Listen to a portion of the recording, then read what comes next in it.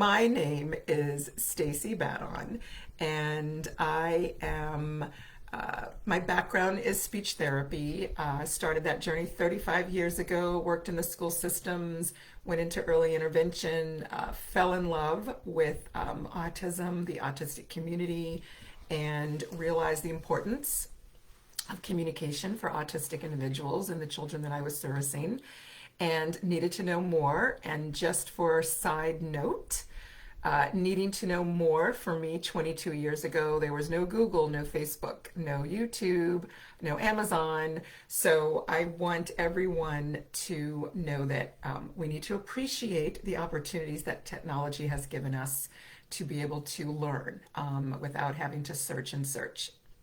It's just right here at our fingertips. I met a little boy 22 years ago, and he was an autistic individual. I think he was my first kiddo, and that was it. I've been on this journey trying to empower parents and talk about embracing neurodiversity and accepting our neurodivergent individuals. And I'm so excited to collaborate today with Autism Connect, which is a wonderful organization that is providing resources to parents and families all over the world who are in our autistic community, right? Parents of autistic children, autistic individuals themselves. They're providing easy access and various therapy options, which is wonderful because I think that parents do need to know what's out there. Today, I am going to talk about communication differences and communication differences and what you can do as a parent, right? What you can do as a parent at home. And one of the things that I think is very important is we have to remember that communication is a human right. It is a human necessity. If you've ever visited a place that did not speak your first language, moments of frustration, right? When you're not understood clearly, when you are in a relationship and you're not being understood, right? Your partner's not understanding, even your coworker, right? They are not interpreting the message that you are trying to give them, and it's frustrating, right? It's very frustrating. So if you think about those times that you, as a communicator, have been frustrated, right? Think of our kids being frustrated all the time, all the time, all the time. And one of the things that is frustrating for a lot of our kiddos is they have a way that they're communicating, but that's not the way the adults want to accept the communication. And so that's frustrating because the child is doing what works for them, but we're not accepting it. I am, but lots of teachers and therapists, and sometimes parents, most parents are usually a little bit more understanding because they know their kiddos. However, we have to start with where the child is, right? And one of the things that I do realize, because I work with a lot of families over the past, 30 plus years, but specifically in the autism community, I've worked with families all over the globe, and I'm not even exaggerating, like literally families on like everywhere except Antarctica. And one of the things that we have to remember is communication is different in every culture. Communication is different in every city. Communication is different in every family. So communication differences are everywhere all the time. And most of us accept those differences, even though it seems a little strange. And I'll give an example because I really, really want everyone to understand, right, what it means to accept communication differences. And then I'll tell you what that looks like and what you can do to build your child into a better communicator, right, which is a win-win for everyone. And simple. I love to share stories for context. And I remember as a child, my cousins who lived in the north, I'm from New Orleans, Louisiana, and my cousins lived in the north. And my cousin came and said, "Oh, I want a pop." And I had no clue. We both speak English. I had no clue what she was asking for. Well, in the north where she lived, they called soda pop, right? In the south where I lived, we communicated for a soda, we called everything a Coke. So those little nuances are things that we knew in our southern area, and she knew in her northern area, pop was for a soda, and I knew Coke was for a soda. We didn't know that until we had to have that exchange, right? I had no idea. With your kiddo, there are lots of things that your kiddo does to communicate, but you don't know the rubric, right? You don't know the code. What's the key? So we have to look for that key. And the way to find that is to sit back and watch. And I say that. It's very, very hard. Just sit back and watch. Because typically as parents, educators, therapists, what are we doing? Trying to get them, trying to get them, trying to get them, trying to get them. Just sit back and watch. And sometimes you'll be amazed at what you find out. And you notice, oh, every time they want this item, they go to this, or they say this, or they show me this, right? And another example that I will give is, and I don't want to, this is not a talk about different learning language processing in terms of analytical or Gestalt, but for a lot of kiddos who are Gestalt language processors, they will have phrases or words they use for a lot of different meanings, kind of like a big list of homophones. And there is a kiddo, and when he says shoes to his mom, he's really asking to go outside or go to the store, because his connection is, when I put on my shoes, I go out. When I go out, I always have to put on my shoes. So if I say shoes, mommy, we're going to go out, right? Sounds like a great way to communicate to me if you can't communicate the other words. And what are the other words? Can I go outside? Outside, please. Sometimes those are words that just can't come out at that time. And I want to talk a little bit about that in terms of not having access to words. Our children are not choosing to not communicate. Our children are not choosing not to use their words. This is not a behavioral choice. They would love to be able to verbalize and communicate all of their excitement, all of their disgruntlement, all of their needs and wants, whatever it is they feel they need to communicate. But they can't. At that moment, for lots of moments, they just can't, right? We're working on it, but they can't. So while they are in that point of, I don't have access to my words, reliable access to my words all the time, consistently, we need to provide them with an alternative method of communication. And this is the hard part, right, for parents. This is the hard part for therapists who may not have a good understanding just because of lack of training. It's just, sometimes it's not accessible to get this information where you've been trained, but alternative methods of communication are not going to prevent a child from becoming a verbal communicator if they're able to verbally communicate. Remember, motor planning, apraxia, there's so many things that kind of get in the way of an individual becoming a verbal communicator. And even autistic verbal communicators love to use their device. Why? Because they don't always have access to their words. It's really that simple. They don't always have access to their words. So when your child, when you say, what do you want for snack? Do you want a banana or do you want an apple? And your child says nothing. And you say, see, they don't want to say it. I know they can say it. They've said it before. That's a natural instinct, right? We're frustrated. We're trying to get things done as a parent. Please know your child is not purposefully refusing to communicate.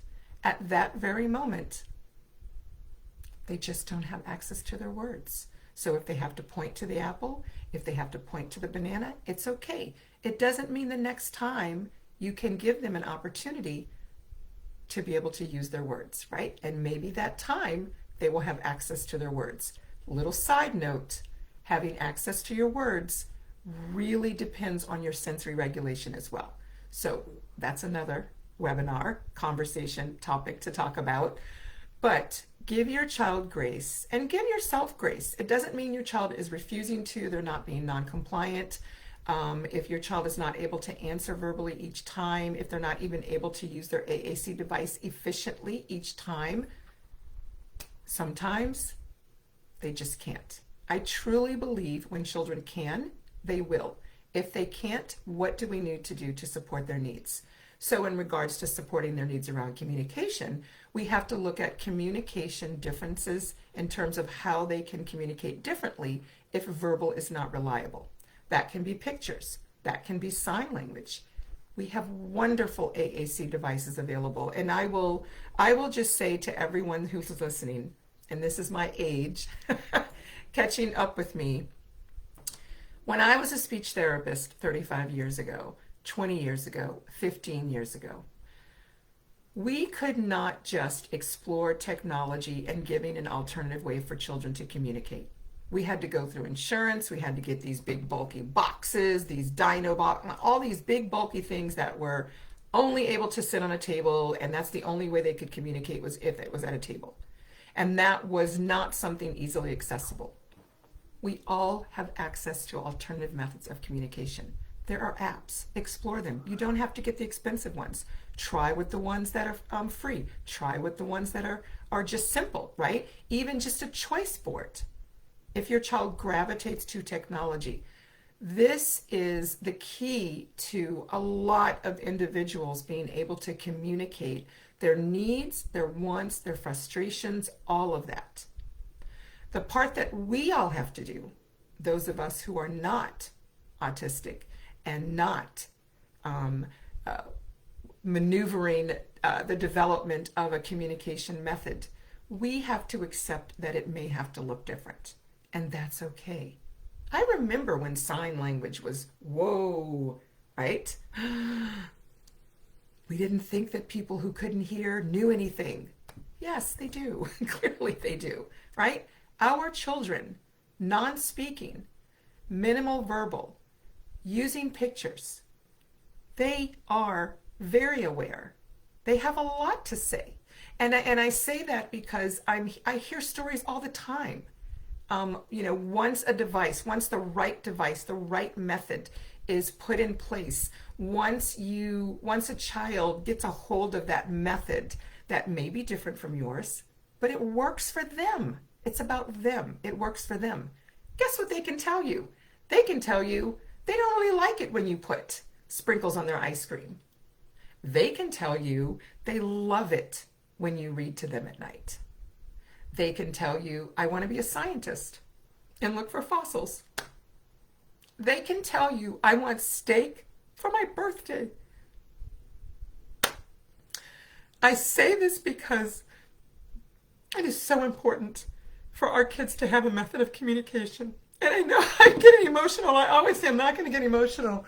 And those of you who know me know that I inevitably get emotional. Our children have something to say. Our responsibility is to accept that they may have to say it differently.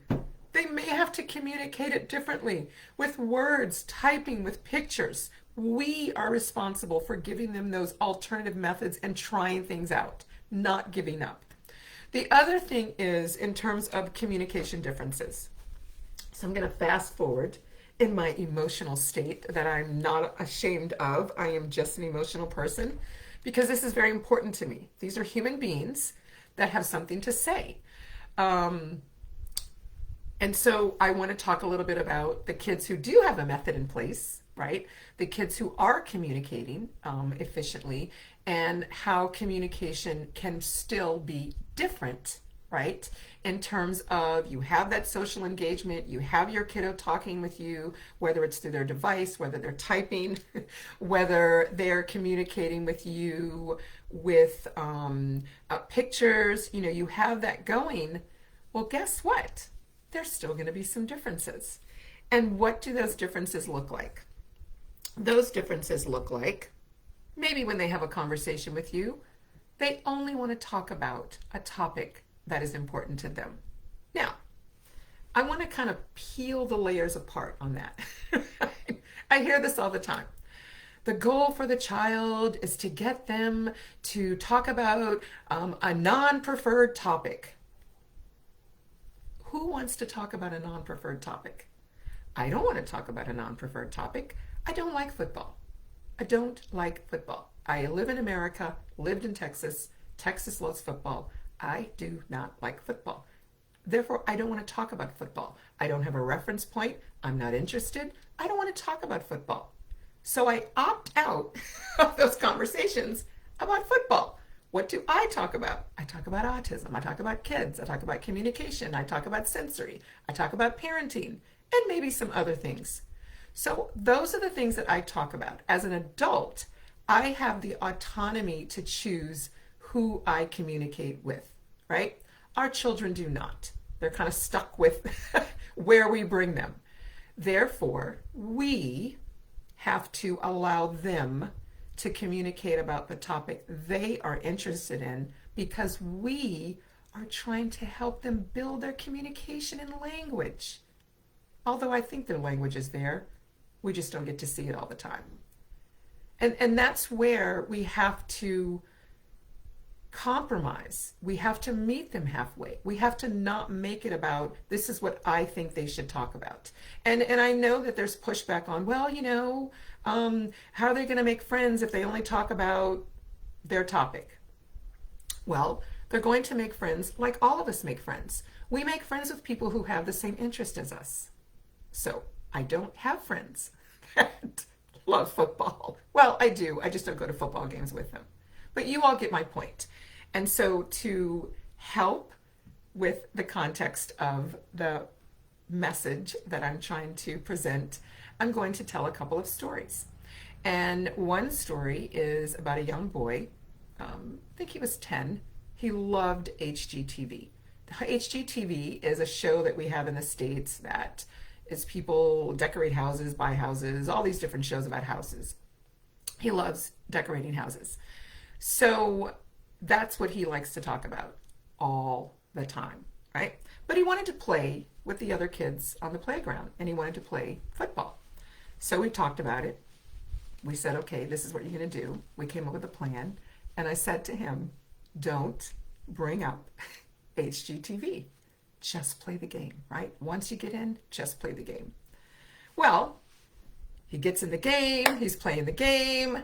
I don't know, the ball went, pause in the game as soon as there was a slight pause because he wanted to connect. And of course, as all of us do, we connect based on something that's important to us, right? And something we know. So what did he do? He started talking about HGTV. And he asked the kid and he said, did you see that last episode of HGTV? And that was it. The kid was gone. He was out of the game and it was over, right? Oh my goodness. Just watching it was painstaking for me, right? But funny at the same time because it is what it is. So now, yes, lesson learned. So now he knows he'll make adjustments the next time, right? And if he decides, I don't want to play football because no one wants to talk to me about HGTV, that's his decision, right? Just like I choose not to go to the football games. Another scenario that will give the perspective of how we can make adjustments in order to accept communication differences so that we can build relationships and have social engagement.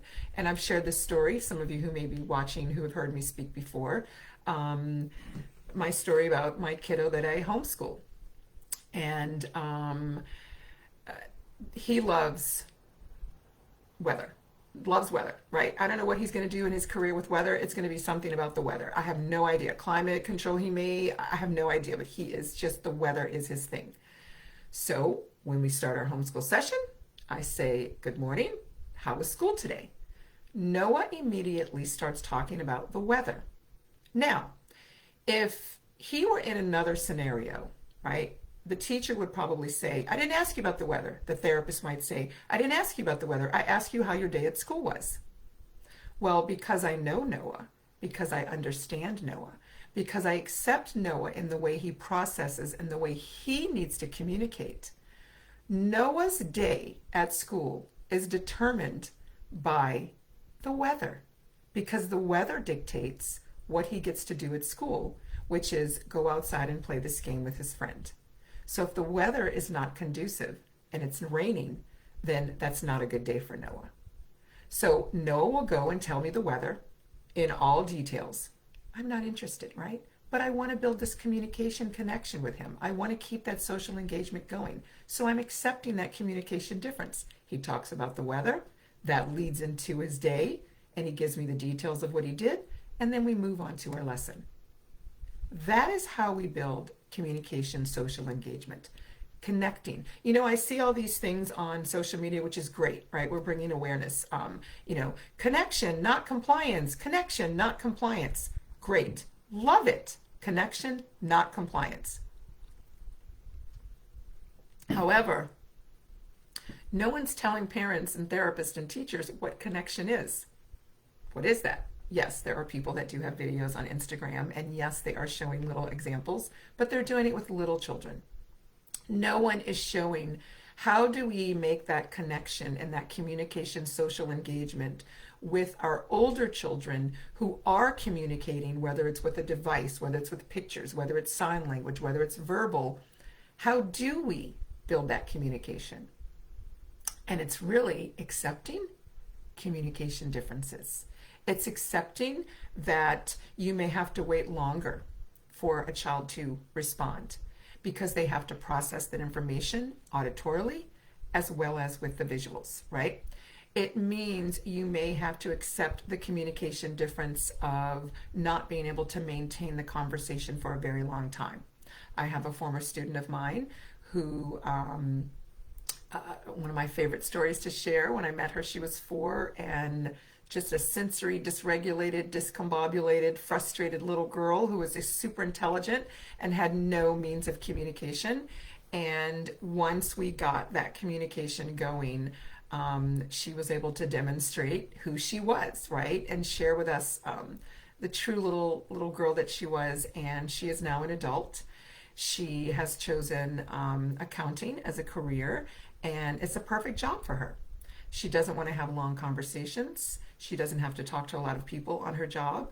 She chose a job that works for her so that she can take care of herself. She is able to have a conversation, right? But she doesn't want to talk long. I, on the other hand, clearly am an extroverted communicator. I could talk forever, right? But when I'm having a conversation with her, she will say, "Are we done?" And I'll say one more thing, or I will say, "We're done." That's it.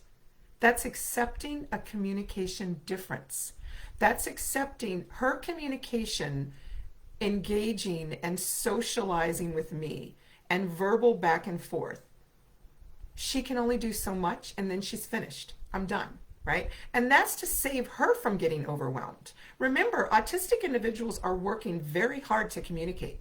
They've got to regulate all of the sensory and process all this sensory information. They have to listen to what I'm saying or what you're saying if you're communicating to them. And I think the reason I said I is because I just realized I feel like I'm talking very quickly. And I know that we have folks from other areas of the world where English may be their language, but I do realize and accept that I may have an accent to some listeners, so I will try to not speed up because I get excited and I'm a verbal processor.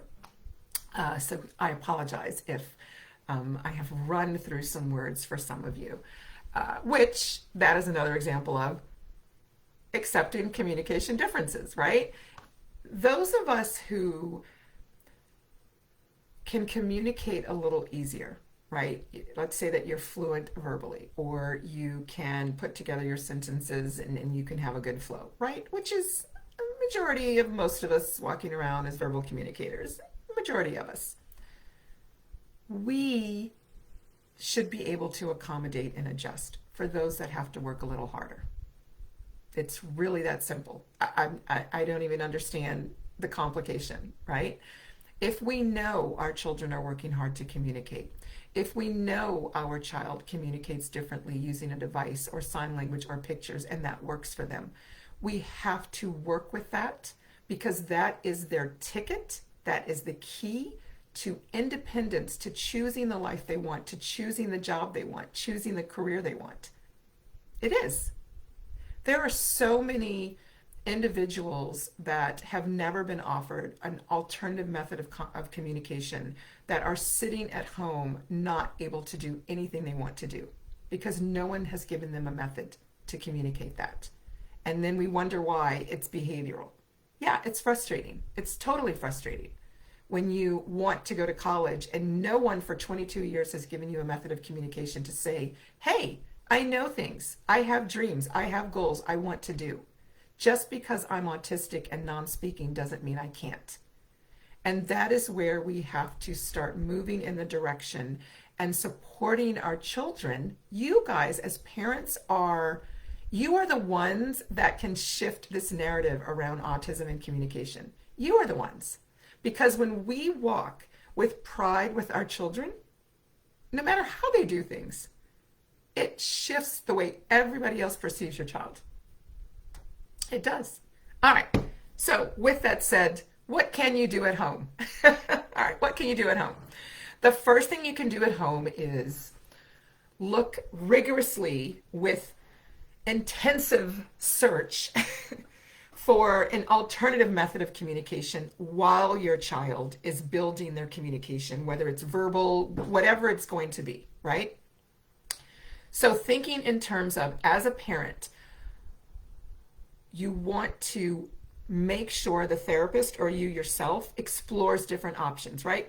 Verbal is the easiest method in terms of it's the majority, right? But it's not always possible, and it's not always possible at that time when we want it. So while we're building that, if that is going to be their method, we have to provide another method of communication. The other thing you can do as parents is notice and recognize your child's attempts for communication, right? We have to recognize those little attempts. When your kid looks up in you and they do this, that's communication. And then you say, pick me up. Do you want me to pick you up? Right? And you pick them up. What we don't want to do for children that we are trying to build communication strategy or communication skills, we don't want to say things like when they do this, oh, they always want me to hold them. We don't want to do that. Because when we do that, we're telling our child your communication is not valid. Your communication is not recognized. We have to be very cognizant of when our children are attempting to communicate in their way that they can do it.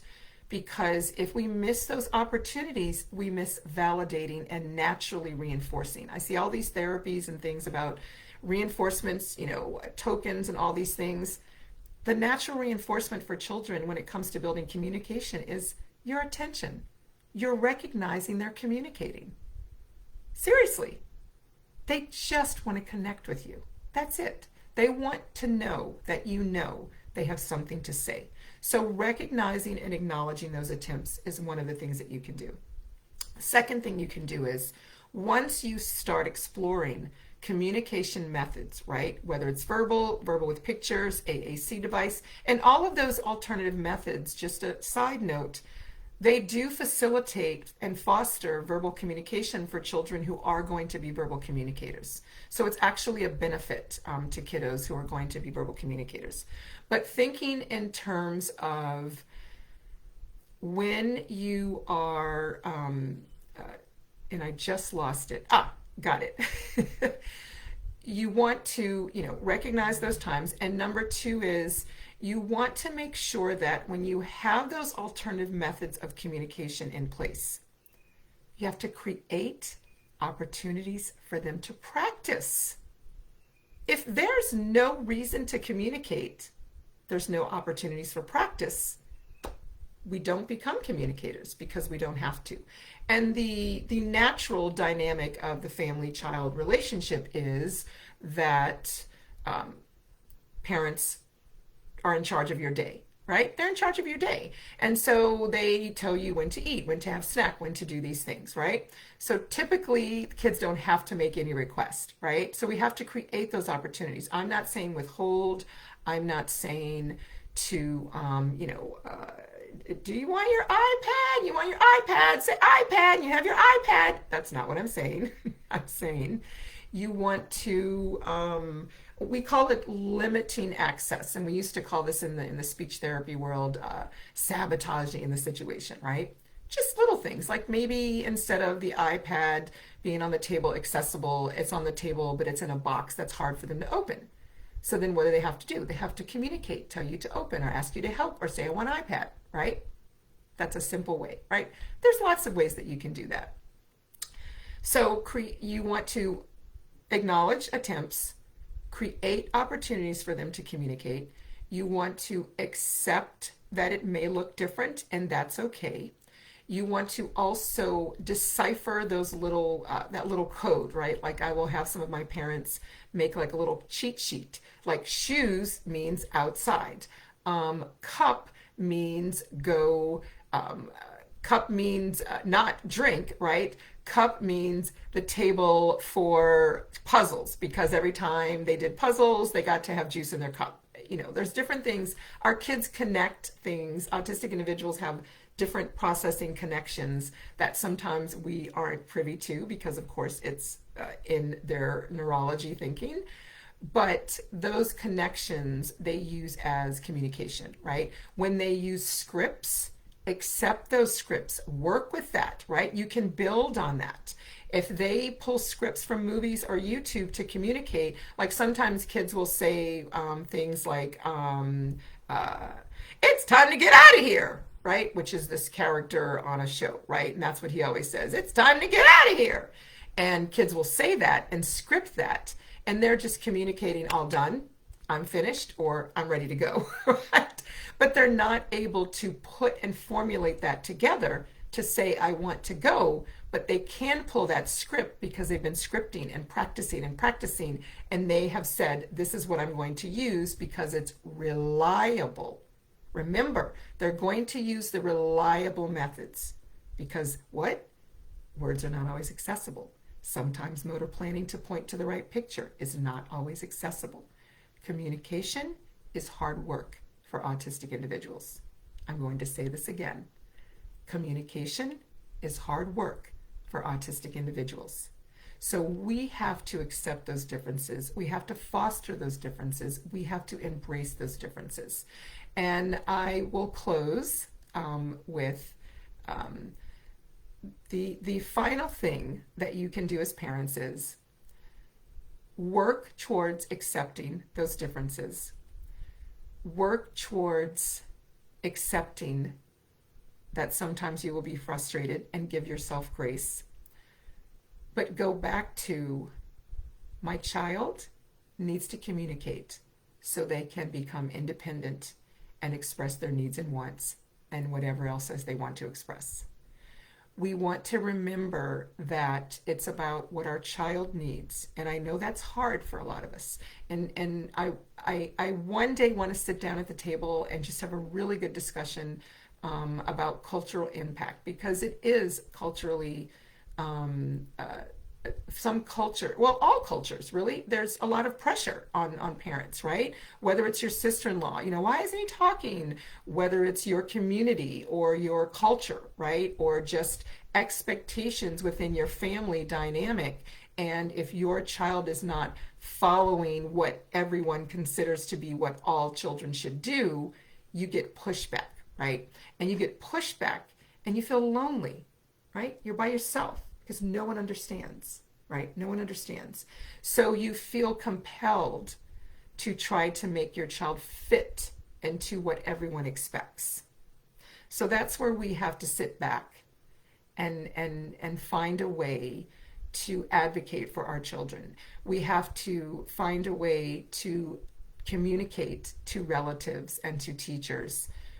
We want to acknowledge their method of communication. We want to have a communication device available to them at all times if that is their method of communication.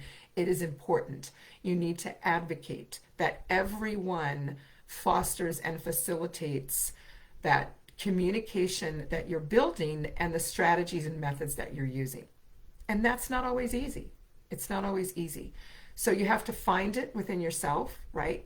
Get someone to go along that journey with you. And when you get one to go on that journey with you, you just need one support system, whether it's your partner, the other parent, a relative, or a friend. The two of you do it, you demonstrate, you model advocating, accepting communication differences. Guess what? Other people around you will.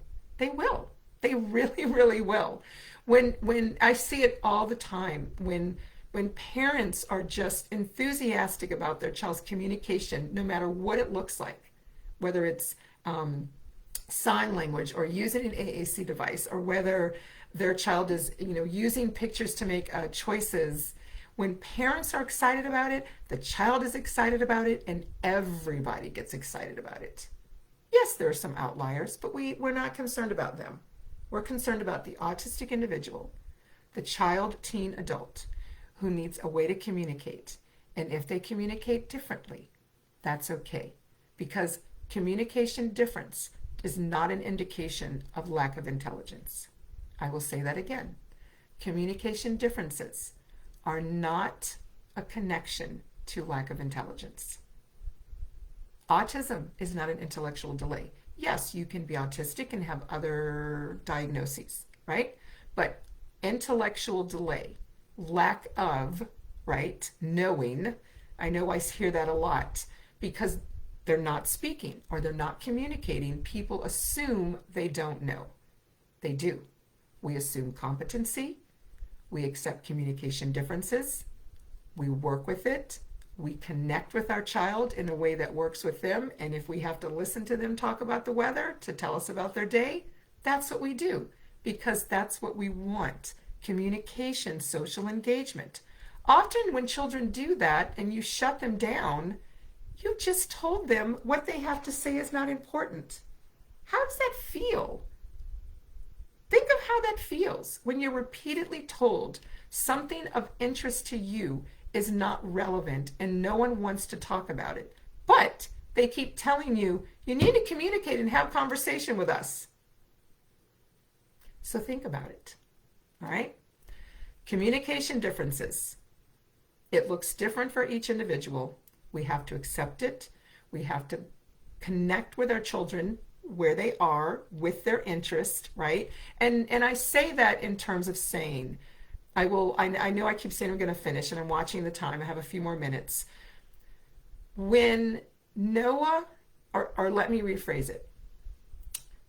When I listen to Noah talk about the weather, and I accept that he needs to do that, that builds trust. So Noah's actually willing to listen to my random stories that I'm sure he's not interested in.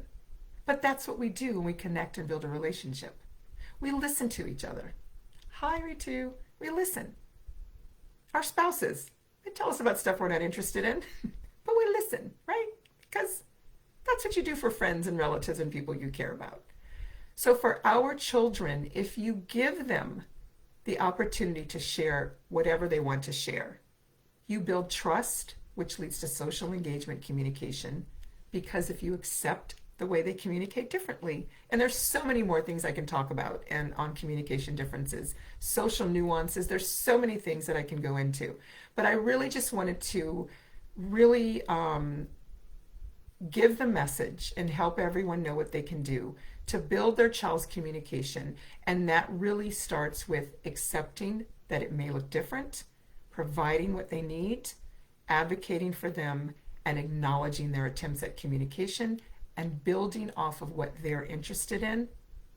And that's it. Then you have it. That's the secret. That's the secret. All right. Thank you all so much for participating.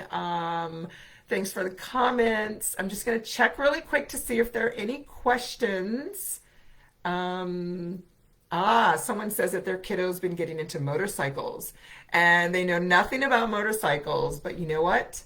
I know a lot more about the weather than I did before. Let's go with motorcycles, right? Mercy. Mercy, if you can find me on Facebook and just send me a message. All right. And I would like to end with thanking Autism Connect for giving me this opportunity to share my thoughts, my strategies, my ideas based on my experiences with autistic individuals, and my work as a speech therapist, because communication is so important. And thank you so much for allowing me to have this platform to share with those who participated and those who will watch the replay. And I think I'm going to end the video now.